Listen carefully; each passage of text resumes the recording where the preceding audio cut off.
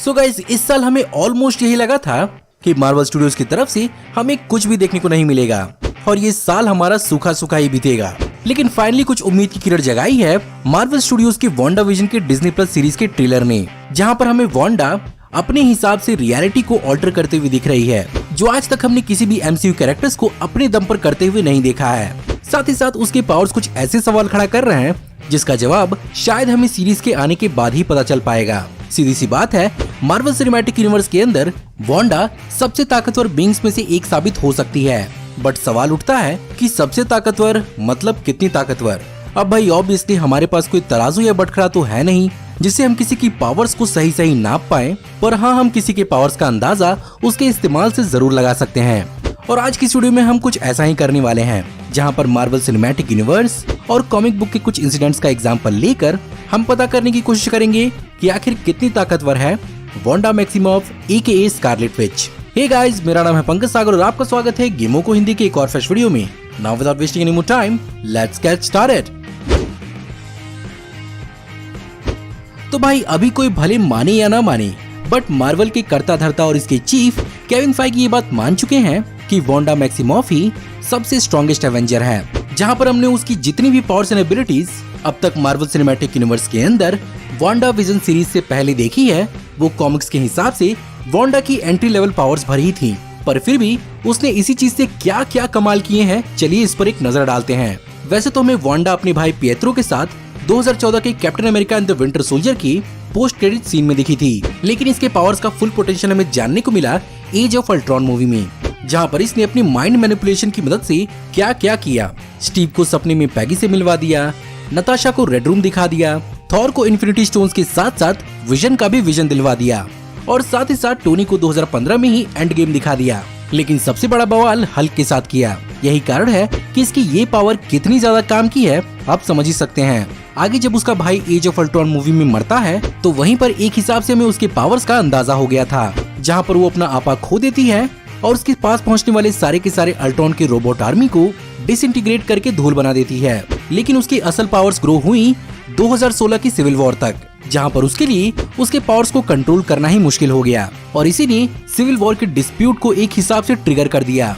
और आगे जाकर इसी मूवी में इसने हमारे मणिधारक विजन को भी एक तरह से पैरालाइज कर दिया, जो बेसिकली थॉर के हैमर को उठाने के लायक भी है और साथ ही साथ अपने आप में एक सुपर बीइंग भी है। वहीं पर एवेंजर्स इन्फिनिटी वॉर में हमें इसके सुपर पावर्स का असल अंदाजा मिला, जहां पर इसने बैटल ऑफ वकांडा में कमाल ही कर दिया, जहां पर इसने प्रॉक्सिमा मिडनाइट का खेल खत्म किया और आउटराइडर्स के इन जायंट जानलेवा पहियों को भी किसी कार के पंक्चर टायर की तरह उठाकर फेंक दिया और at the end of the day एक हाथ से विजन के माइंड स्टोन को डिस्ट्रॉय किया और दूसरे हाथ से 5 इन्फिनिटी स्टोन्स को होल्ड करने वाले थैनोस को रोका, जिससे कुछ देर पहले ही आयरन मैन एंड टीम ने अपनी जान टाइम स्टोन की डील करके बाल बाल बचाई थी।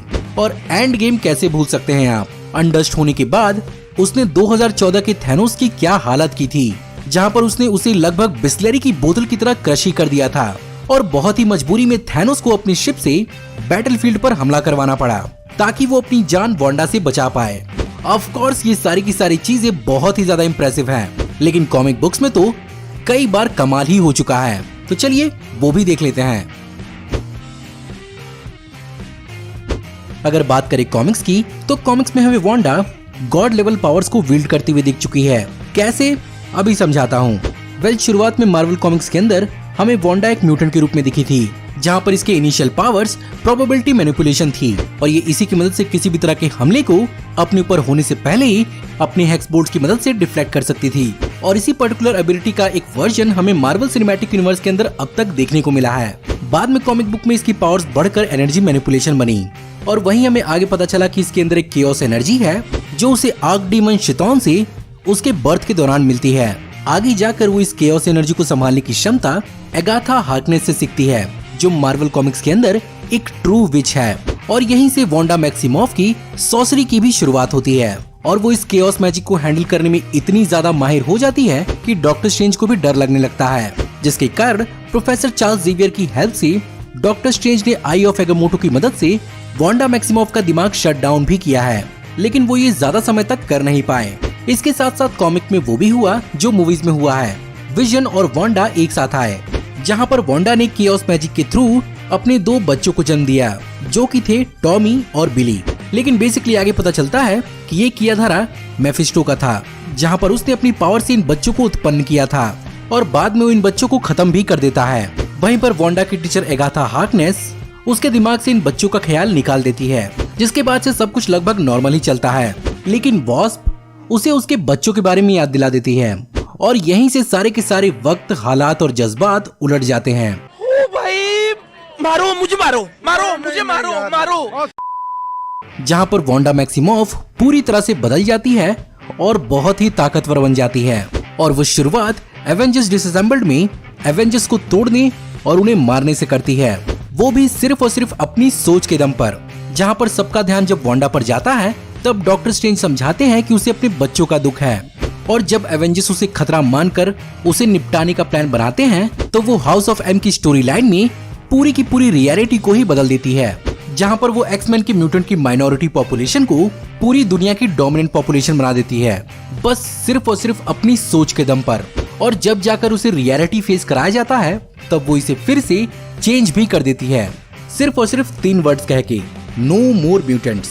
वहीं पर उसकी इच्छा अपने बच्चों को लेकर इतनी ज्यादा ताकतवर हो जाती है कि उसके बच्चों की आत्मा दूसरी जगह जन्म लेती है और फाइनली उसके कर्ण अर्जुन वांडा को अपनी माँ के रूप में पहचान कर विकन और स्पीड बॉल के रूप में उसके पास वापस आ ही जाते हैं। तो अब तक अगर आप इन पावर्स को गॉड लेवल पावर्स के रूप में रिकॉग्नाइज नहीं करेंगे तो कैसे करेंगे?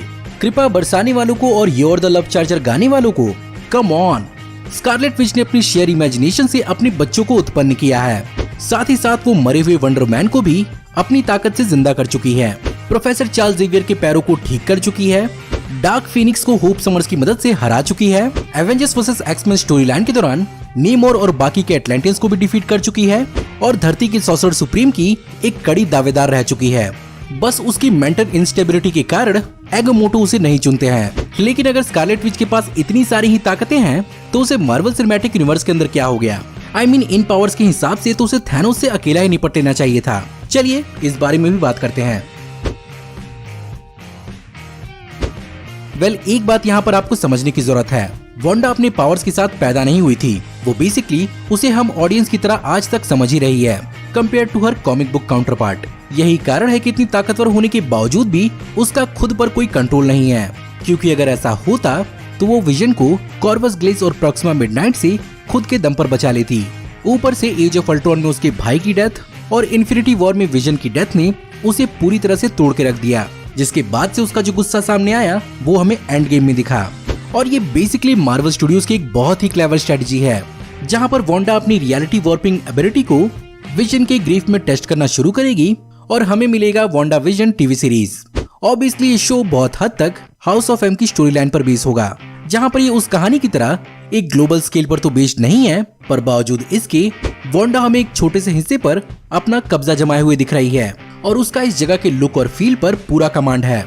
और ये मैडम जी एगाथा हार्कनेस हो सकती हैं, जिन्हें एग्नेस या नोजी नेबर भी बुलाया जा रहा है। इनके अलावा भी कई सारे सवाल और उठ रहे हैं कि क्या विजन भी वांडा की क्रिएशन है, और अगर विजन वांडा की क्रिएशन है तो उसकी खुद की सोच या समझ कैसे हो सकती है?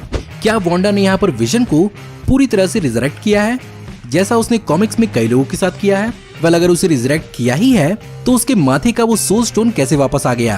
क्या वांडा वो भी बना सकती है? और अगर वो एक इन्फिनिटी स्टोन बना सकती है तो क्या वो बाकी के इन्फिनिटी स्टोन भी बना सकती है? इसके अलावा ट्रेलर में हमें विजन और वांडा के बच्चे भी दिख रहे हैं, तो क्या ये विकन और स्पीड बॉल ही हैं? सवाल तो अच्छे हैं, पर जवाब इनका हमें सीरीज के आने के बाद ही मिलेगा, जो अपनी खत्म होती ही जुड़ेगी Doctor Strange in the Madness of the Multiverse में। और उस मूवी में तो हमारे लिए एक अलग लेवल का ही एक्शन इंतजार कर रहा है, जिसके लिए मैं तो भैया बहुत एक्साइटेड हूँ। तो गाइस बताइए आज की वीडियो आपको कैसी लगी? आज की इस वीडियो में मैंने कुछ नई चीजें करने की भी कोशिश की हैं।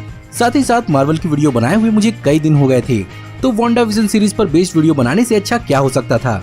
इसीलिए अगर आपको ये वीडियो पसंद आई हो तो इस वीडियो को लाइक जरूर करिएगा। इसके अलावा आप हमें कमेंट में बताइएगा कि आप इस वीडियो से कितना एग्री करते हैं और आपकी क्या राय है वांडा मैक्सिमॉफ या इसकी आने वाली सीरीज पर। हमारे चैनल पर हमारे आने वाली ऐसी फ्यूचर ऑसम वीडियोस को देखते रहने के लिए हमारे चैनल को सब्सक्राइब करिए, बेल वाले आइकन को दबाइए और हमारी वीडियोस को बिना मिस किए हुए एंजॉय करते रहिए। और अगर आप चाहें तो इस वीडियो की लिंक को अपने दोस्तों ग्रुप्स के बीच में जितना हो सके उतना शेयर करें। Thank you for watching, see you in the next video, till then take care, good bye.